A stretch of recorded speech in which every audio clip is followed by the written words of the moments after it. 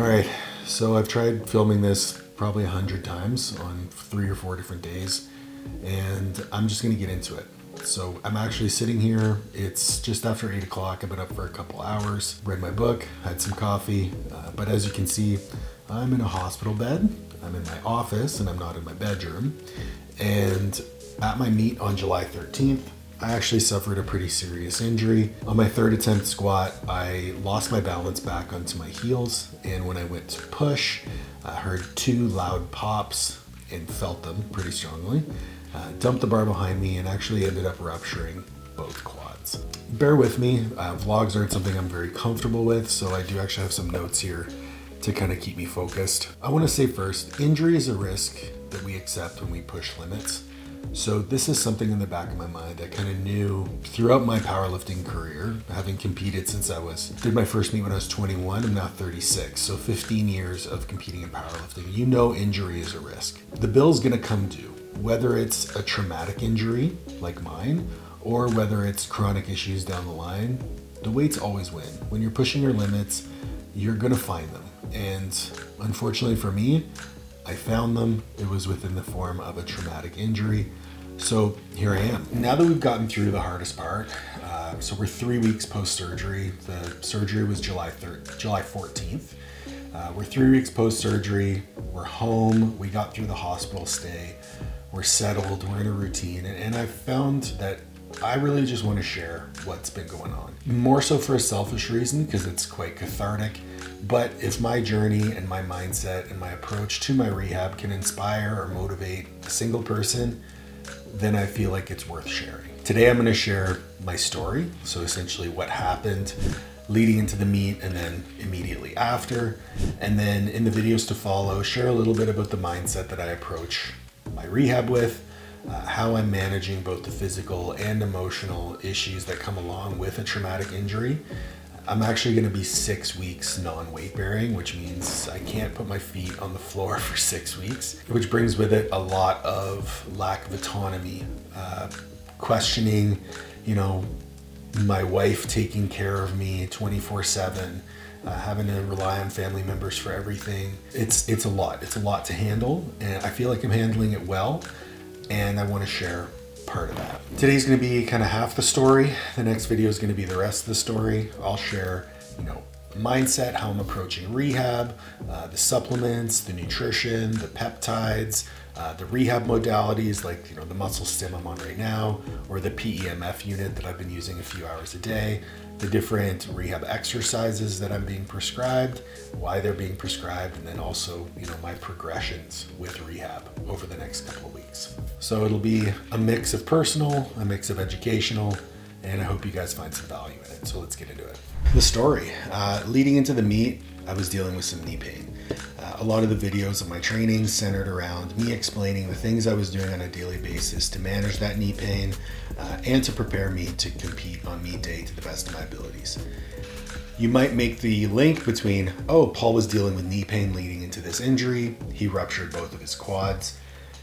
There's probably a link there, but I do want to say right up front that I have competed in powerlifting for 15 years, and I have been in much worse pain and much worse condition than I was in heading into this meet many times before. Knee pain is something that I have been dealing with my entire powerlifting career, stemming from playing college basketball, then football, having multiple knee surgeries prior to competing in powerlifting and one during powerlifting. So the idea of mitigating knee pain is an ongoing thing in my process. Do I think that the years of knee tendonitis, tendinopathies, things of that nature made me a little bit more predisposed to having an injury of this nature? For sure. But I don't think anything could have saved me from losing my balance and falling with 750 pounds on my back. I don't think anyone could have made it through that uninjured. I haven't watched the video. I don't want to watch the video. It's not something I'm interested in seeing. All I know is what I experienced, and I've truly never been that out of position on a lift before. essentially my hips shot back behind me. So when I went to push, my chest was down and the weight was right on top of my knees.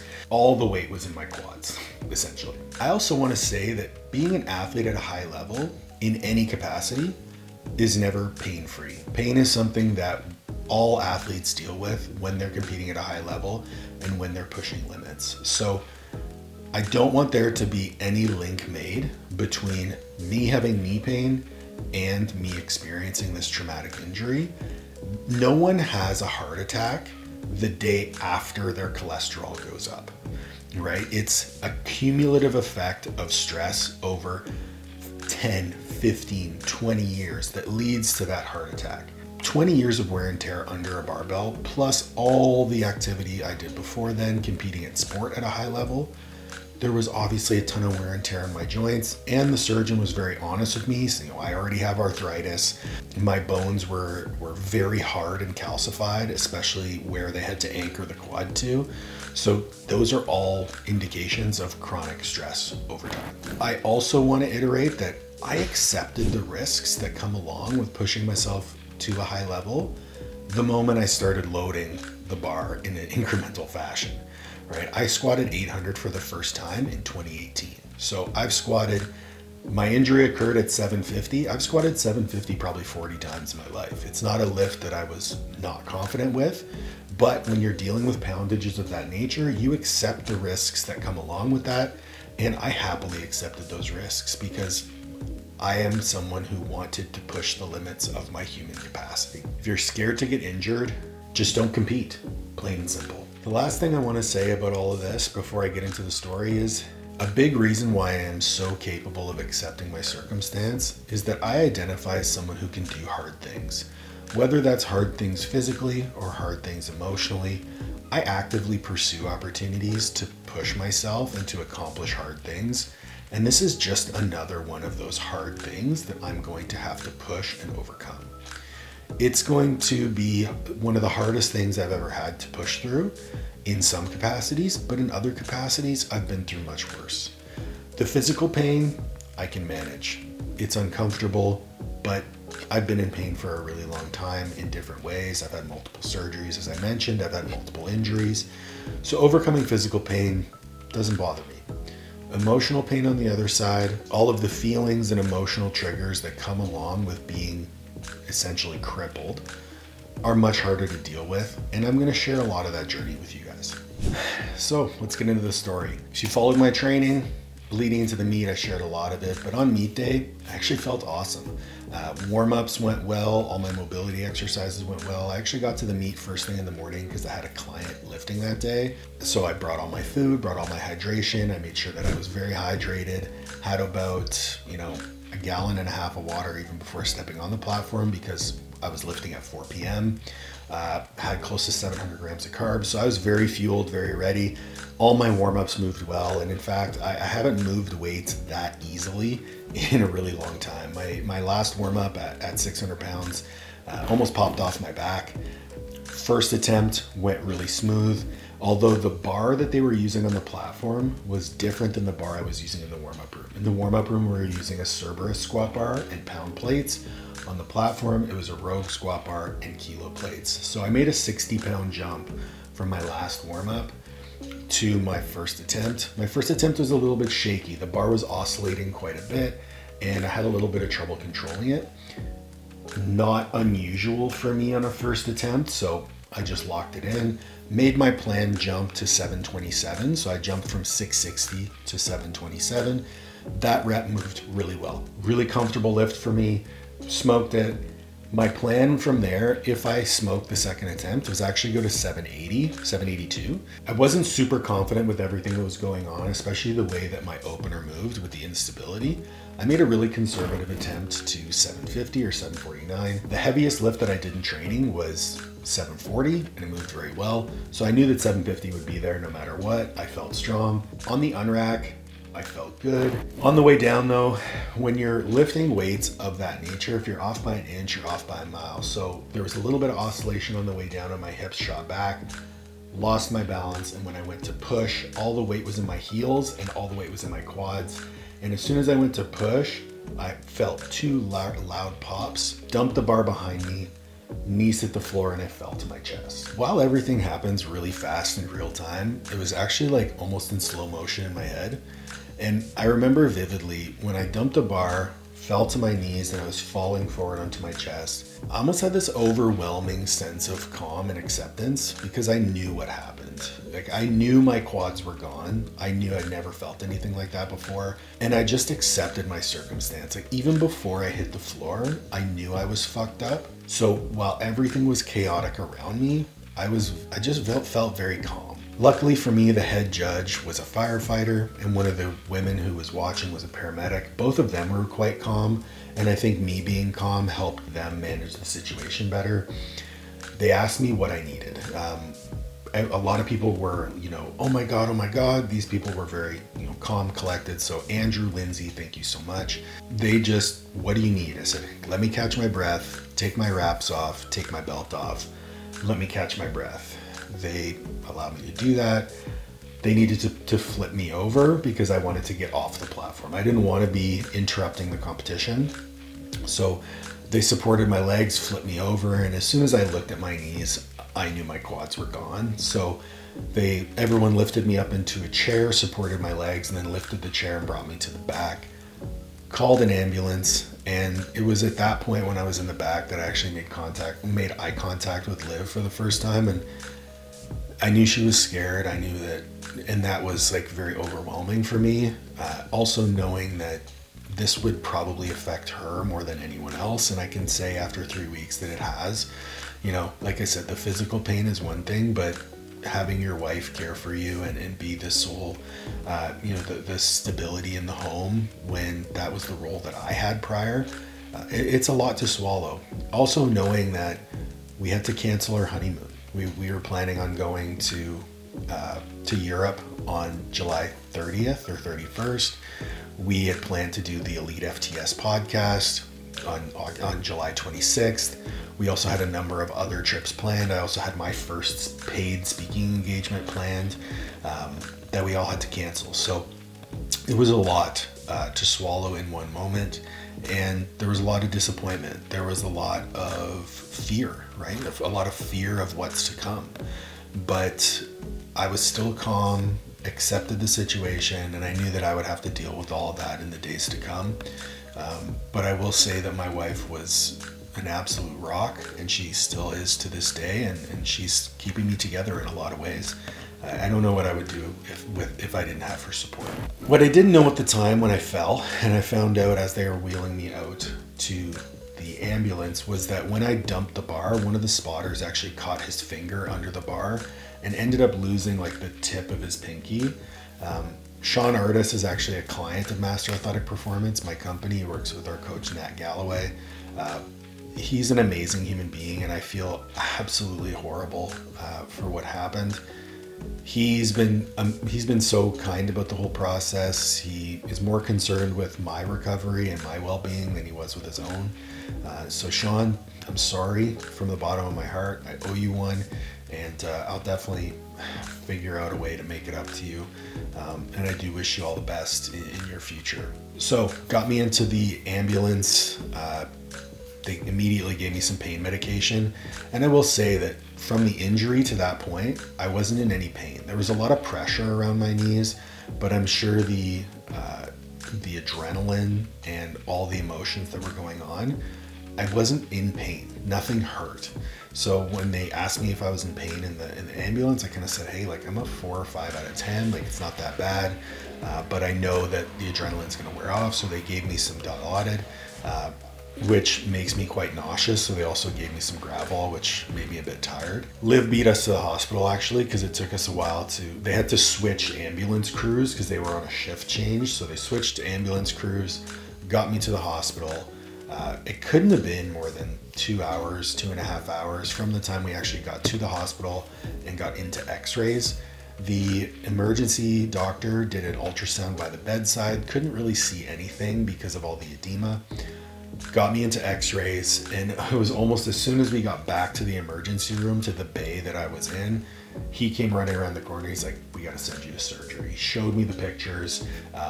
which I'll post in here, where you can clearly see the bone fragments that fractured off my patella. Essentially what happened was the years of tendinopathy and tendinitis resulted in the bone growing into the tendon.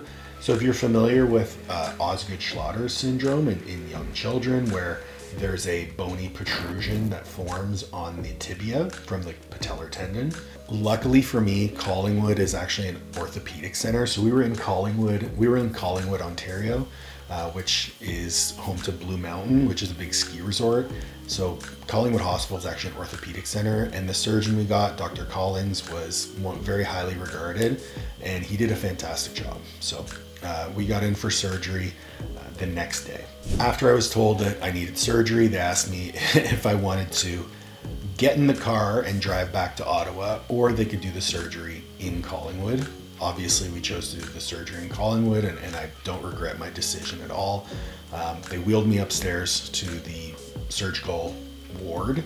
I had my own room with, I think that night I had my own room, and then they brought in someone else to the other side later on. Liv stayed with me until I was right about to fall asleep. She went back to the hotel, but then was there first thing in the morning to meet me when I woke up. The sleeping in the hospital, 10 out of 10, really shitty. My main concern when I woke up was to make sure that our clients knew what had happened and that I had a plan on how to handle it best. I pride myself on being a leader and taking care of the people that trust me. And it was really important to me that even though I was waiting for surgery, that I sent out all my program updates and client check-ins as soon as possible. So the first thing I did when I woke up, had a coffee, pulled out my laptop, and just started typing. I wasn't allowed to eat or drink anything, except I was allowed to drink some water, but I wasn't allowed to eat anything, so made work a little bit easier because I didn't have to eat. So from like 7:30, 8 o'clock until when they called me in for surgery at noon, I managed to get all my client updates done and sent off, much to the surprise of my clients. I don't think any of them expected it, but that was really important to me. So the surgery went well. They went in, they cleaned up the bone, cleaned up the tendon, and re-anchored my quad tendons to my patella with 2 screws.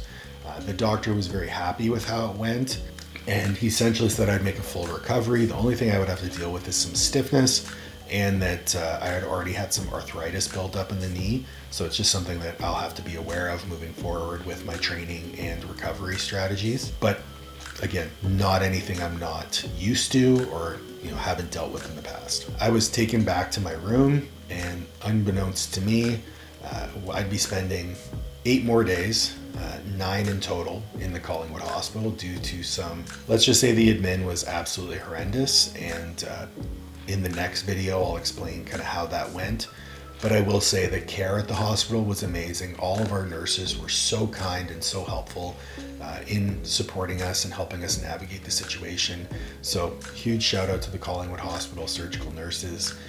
We had Natalie, Allison, Bev, Wendy, and Sidonia. They were all fantastic. So they made the stay much easier to swallow, even though it was way longer than I wanted it to be. A few things to finish up. So now we're post-surgery, and I just have we're gonna cut the story there. We'll resume it in the next video.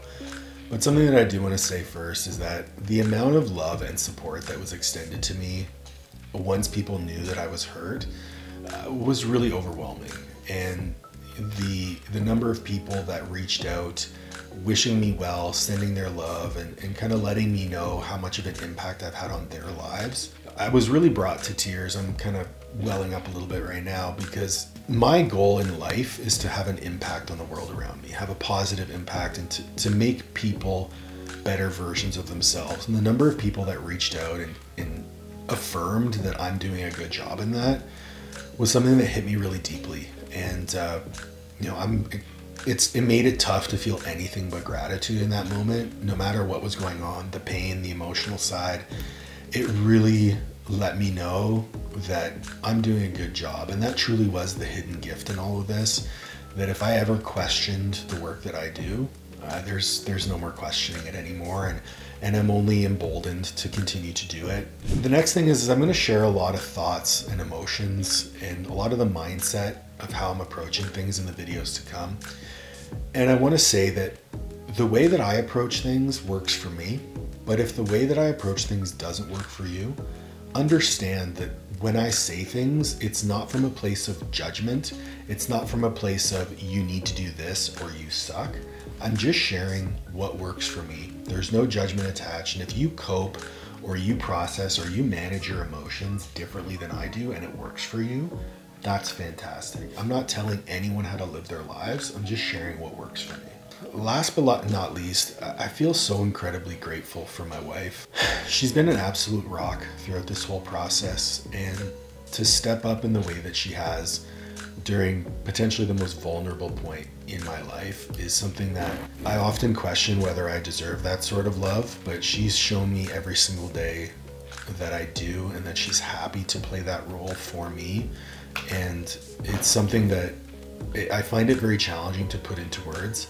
Her and I have had a lot of very deep conversations about this, which I don't feel comfortable sharing, but to know that she has my back no matter what and that we are strong enough to overcome anything gives me a tremendous amount of confidence. I was so scared throughout this whole process, and even though I might not have let on publicly, I was very, very scared. But you know, to have my wife hold my hand, and there was a point in the emergency room where we were waiting for the doctor to come see us where, you know, I was very scared, I was crying, and she kind of just held my hand and looked at me and said, "We got this." And in that moment, I knew that no matter how scared I was, I would always have her support, and it's something that I will never ever take for granted. I'll definitely get more raw about the emotions, even though I'm kind of almost crying now, but I'm gonna leave it there and try my best to film again tomorrow. Thanks, guys.